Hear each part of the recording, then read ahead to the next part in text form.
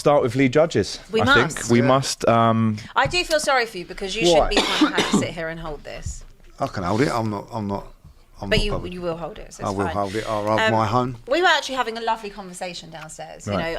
You know, it just shows you that Spurs and Arsenal fans can live side by side and have a nice conversation. However, talk to us. 1-0. What's going on? 3 defeats in 4. 3 defeats in 4. Yeah. I don't know what is it a coincidence?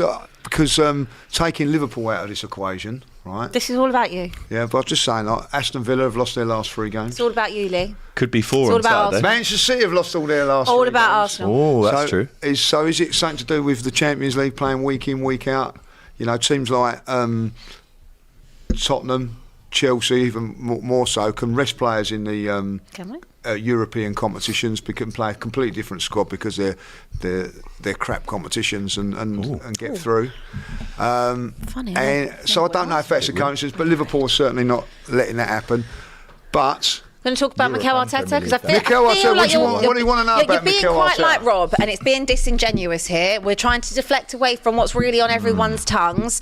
Okay, the Paella Pulis. You didn't have to go the whole way to Milan if you wanted to watch Stoke. Could have just stayed in this country. So let's talk about Paella Pulis, the tactics.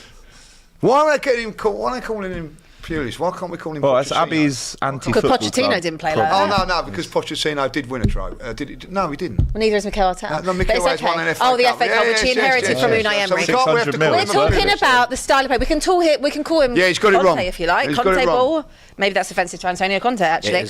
Let's call it for what it is. It's giving Tony Pulis. Put a cap on him and Bob's your uncle. I'm going to hold my hands up. He has got it wrong. He needs there's questions.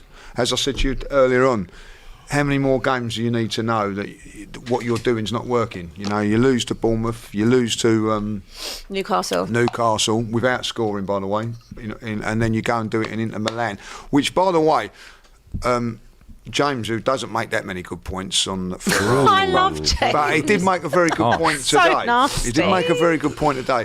There's a little bit more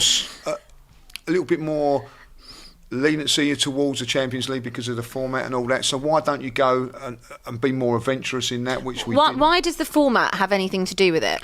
Because I think you can afford to lose or afford to draw a game in that competition and still qualify because of the way that it is. So you can be a little bit more gun-ho, I suppose. But you never won it in the old format either. So what's the we format haven't won in any format over there. But I do agree, though. I think the group stages, the way they used to be, your defeat yesterday would have been potentially a little bit more damaging. Yeah, there would have been more consequences. And Inter Milan, funnily enough, they had bigger fish to fry because they rested Thuram, DiMarco, Barella, Bastoni. They actually rotated because they got a game against Napoli on the weekend. And it feels like Arteta's almost he's taught Arsenal how to ride a bike, right? It was a tricycle. He's taken the stabilisers off. Then you had those 2 big seasons, especially the first where you was really attacking, really in a lot of intent. And then you had one little accident, grazed your knee, and he's put the stabilisers back on. And you'll never be as fast again. It's a good analogy. That's literally what it looks like. Very good analogy. Very good analogy. I don't know about you, but I was riding the bike at 3, so don't worry about it like that. But no, what I think, listen, he's made mistakes.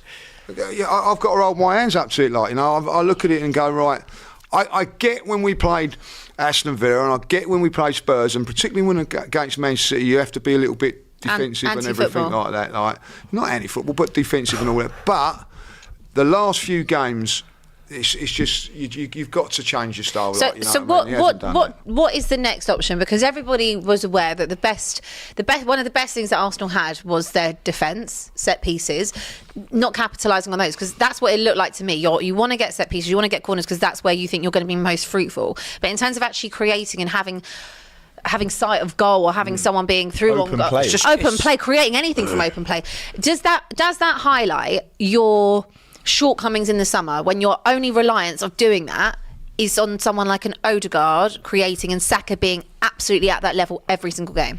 Have you left yourself short? What he's done, and this is my opinion, and people will agree with it or disagree with it. Like, last season, from January to onwards, we had Havertz up front. He was doing very, very well there.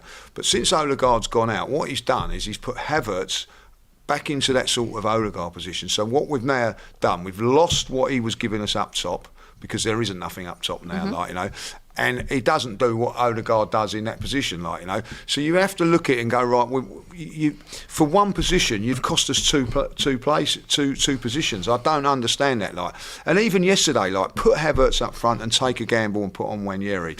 And I think at the end of it, I just think that he's gone too cautious. And listen, my mate turned around and said a very, very good point to me yesterday. He said, and I think it's true what he says. I've said it on the Forever Arsenal today. There's going to be a time when, if Arsenal don't win the league, when was the moment that Arsenal didn't win this? When was it? And it was at Bournemouth when Saliba got sent off. And not because he got sent off. You think that will be the moment? Well, this is what he said. It was the moment there when Arteta brought on a defender. He felt that at the end of the day, no, we're still 0-0. It's Bournemouth. Go attacking, go that. Now, would he have done that if Odegaard was in the team? I don't know. But I think that was a moment where he went defensively, we got done. And I think when we look back at that, and that was for me as the wrong decision, he should have just said, you know what? We can still beat them with 10.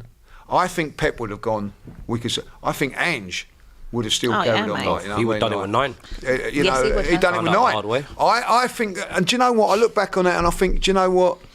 I think last season he wouldn't have done that. I think he would have gone, and I think it was a little sign of just going, I'm not too sure what we've got going forward and all that. And that is on him. But then doesn't that highlight your shortcomings in the summer? Calafiori is a good signing. Marino, the jury's, I think, very much out on him. But in terms of building what you need at the front, everybody knew that you probably needed another 9. They signed Sterling, an upgrade. and they didn't bring him off the bench yesterday. Well, listen, again, you can talk about Sterling. His last appearance in the Premier League starting was against Bournemouth. He come off after 30 minutes, didn't really do anything right or wrong. Ain't seen him since. But if you're looking for someone that is going to maybe give you that spark or give you something going forward, why would that be not an option that you look at? Mikel Arteta's not even looking at that.